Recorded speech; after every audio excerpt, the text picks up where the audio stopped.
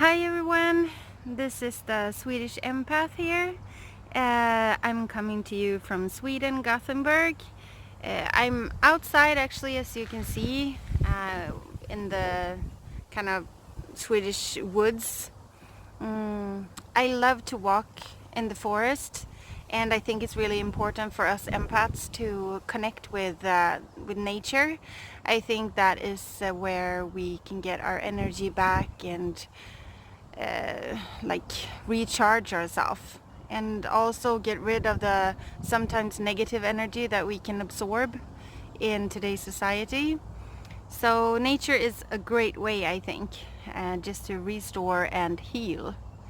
But I wanted to do this video for you and talk about one of the most important things in life, or maybe actually the most important thing in life, which is love.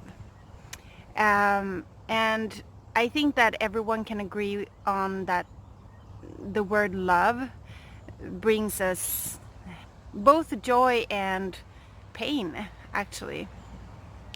But I want to talk about both. I want to talk about the love in general, because we are all surrounded by love all the time, if we choose to see it.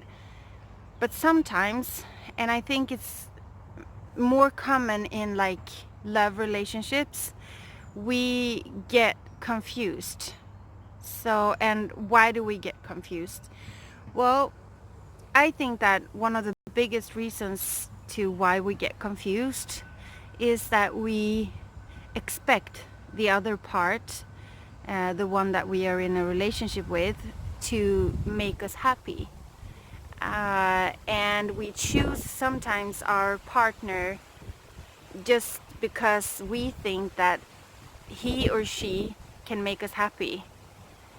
And according to me, what I found out through life is that no one in a relationship can ever make you happy if you don't have the ability to make yourself happy first. And you probably heard that saying before, and it sounds kind of irritating because when you are in a relationship, you really want to be a unity and inspire each other, and you can do that. You can inspire each other, but you can never like say to the other person that you owe me this, or when you do that I'm not happy with you, or you need to do this for me or else I won't be happy, and so forth. If someone treats you bad, like for example us empaths go with narcissists a lot, then the best thing is just to leave that person and bless the situation and be thankful for the lessons that you learned. I think that us empaths has the will to change and will to inspire people just to see the light and to see the good and to see love. But actually that is a really, really personal thing. And I think that you can inspire people to see love, but you can never force it on them. Because if they are not ready to see love, it's not going to be any good at all. The only person that is going to suffer is actually yourself. So the main thing that I think that I have discovered through life with love is that you are actually not ready to be in a relationship before you truly love yourself all the way. And when do you know that you're ready for a relationship? When do you actually know that I'm ready now? I guess that is when you don't think about like, oh, I want to meet that person so that person can complete me, and I want to be with that person because that person makes me happy. It shouldn't actually be that way. I have an opinion that I think that you should just walk side by side with people and just feel that it's amazing that I have you in my life because I feel inspired. But if you want to leave, if that is your will, then you're more than welcome to leave. And if I feel so, you're welcome to stay, because I think that we share something magical, and I think it's called love. So I think that is when you realize that you're ready to love, is that when you don't cling to someone and expect them to make you happy. But it's also very important for us empaths to see that you should never tolerate someone treating you bad. And it's also very important with boundaries, to set your boundaries.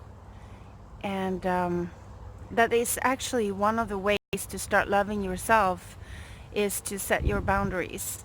And you don't have to do that in like a really harsh way. You can do it with the certainty of that you are setting these boundaries because you are starting to love yourself.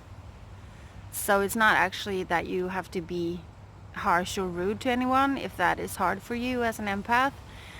You just have to say that I'm not ready for this because I'm starting my new journey right now.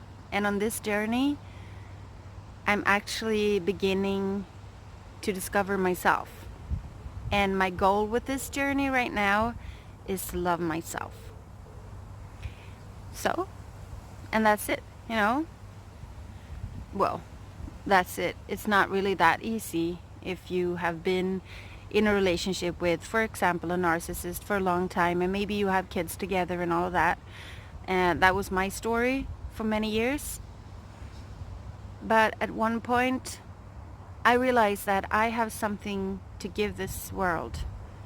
A message, or actually a few messages. And if I continue to have a relationship with this person, this message or this purpose with my life, or one part of the purpose with my life, will stay with me forever. And that was not my plan when I came here.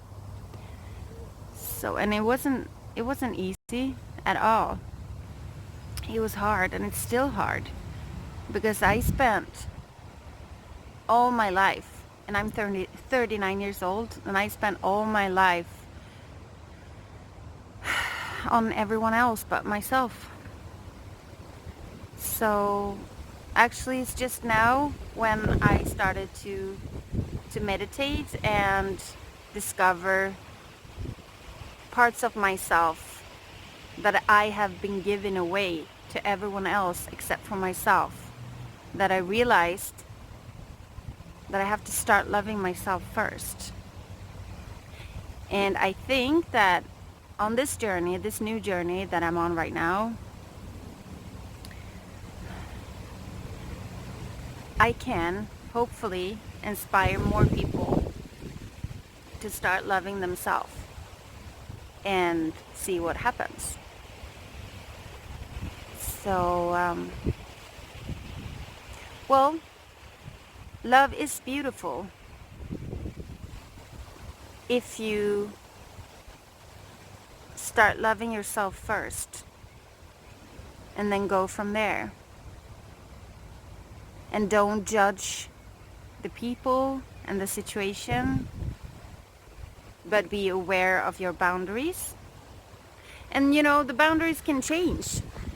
At one point it might be very important for you to have one set of boundaries so that you can maintain your, oh, it's windy today. At one point it might be very important to maintain one type of boundaries so that you can really focus on self-love. But as time goes and you evolve and you accept yourself and start loving yourself, maybe you change those boundaries and you move forward. And that's how it's supposed to be, because we are change. People are change. And that's why that's what I believe are one of the reasons why we came here, is to evolve and change. It's almost like a butterfly. You probably heard that one many times before, but you evolve into something new and beautiful. And when something is being born, it hurts sometimes. I mean, imagine, well, you can just think about how it is when the baby is being born. You know, it hurts. And when we go through life and different phases and stages in our life, sometimes we are being reborn. And these phases, they hurt. They hurt us. And it's okay. But when we are grown-up people and we go through these phases where we rebirth, we tend to just walk away from there because it hurts and we don't want to be there. But if we can look at it through a bigger picture, we can see that if I just hold on a little bit longer on the other side, it will be beautiful, because I will be evolved and I will be stronger and I will be more connected with myself, and I will start having the ability to love myself for real, for the first time in my life. Thank you so much for listening to me for a little while and letting me have this moment with you. I'm very, very happy for that. And I really, really hope that my message came through to you and that you can be inspired to truly love yourself. Bye.